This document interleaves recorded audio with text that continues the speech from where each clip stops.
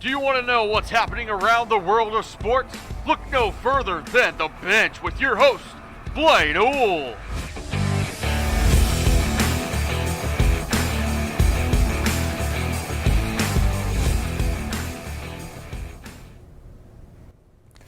Good morning, everyone. You know what it is. We are back with another episode of The Bench. I am your host, Blaine Owl, and we're going to hop right into this thing. Attention, all fall sports athletes. Tonight is the Fall Sports Banquet. The banquet will start at 6 p.m. with everyone meeting in the CPA. From there, you'll be broken up into your fall sport and receive your awards for this fall. Please dress nice and look presentable. Thank you.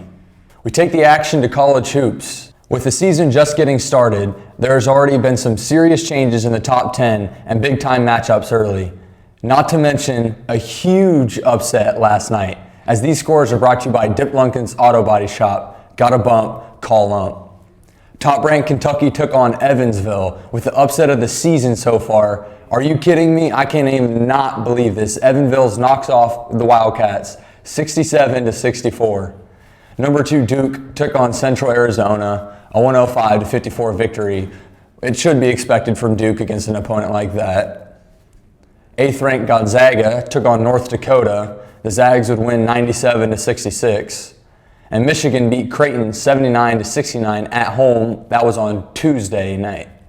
Finally, the game of the night would come down between number 13th Memphis and 14th Oregon. The Ducks would take this top matchup 82-74.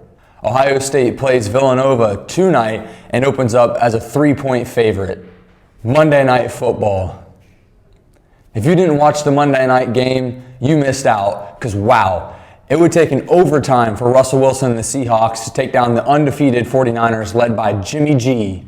Undefeated no more, as the Seahawks would win the game on a game-winning field goal with a final of 27-24. Wilson would finish 24 for 34 with 232 yards. Jimmy Garoppolo would finish 24 for 46 with 248 yards. With multiple chances to win, the 49ers cannot pull this one out, falling to 8-1. While the Seahawks moved to 8-2 and looked like one of, if not the, best team in the NFL. Here we go, it's NBA time. We had a good night for the NBA last night. There was multiple good games. The King and the Lakers would take on young but talented Devin Booker from the Suns.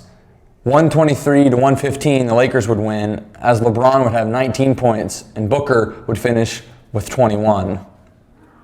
The Cavs went to battle against the 76ers, and a one-point game, the 76ers would outlast the Cavs 98-97. The Pacers took on the Thunder. The Thunder would lose that game 111-95.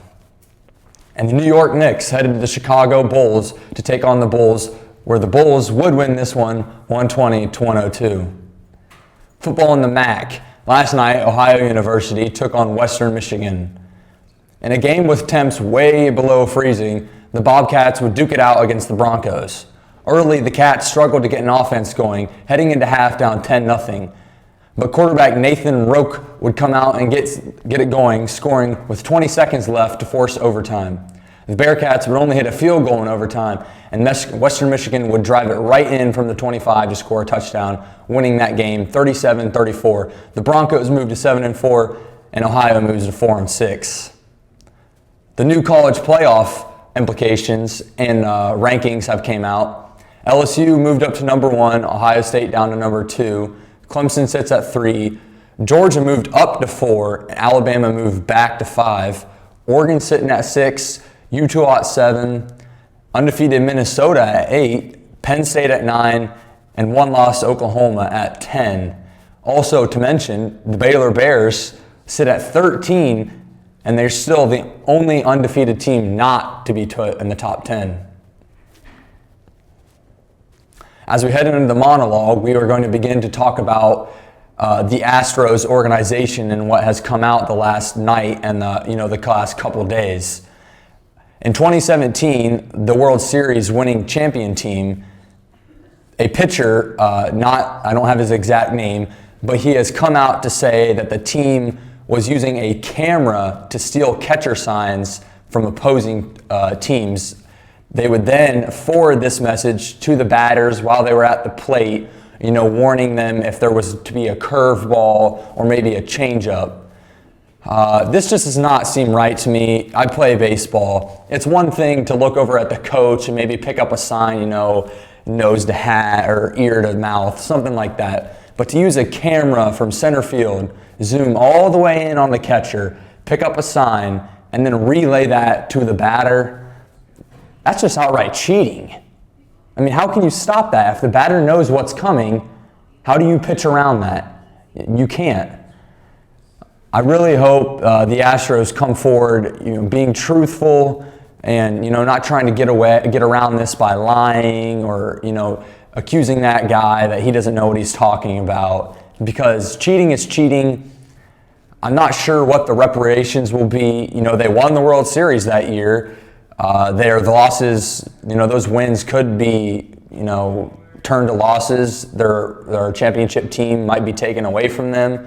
I'm not sure what is going to happen, but this is definitely something to watch out and look forward to in the upcoming weeks to see, what more stuff comes out and see what, the Major League Baseball has to do and has to say about the Astros and their organization. With that being said, I am Blaine Uhl. This has been The Bench. I look forward to seeing you on Friday. Have a great day.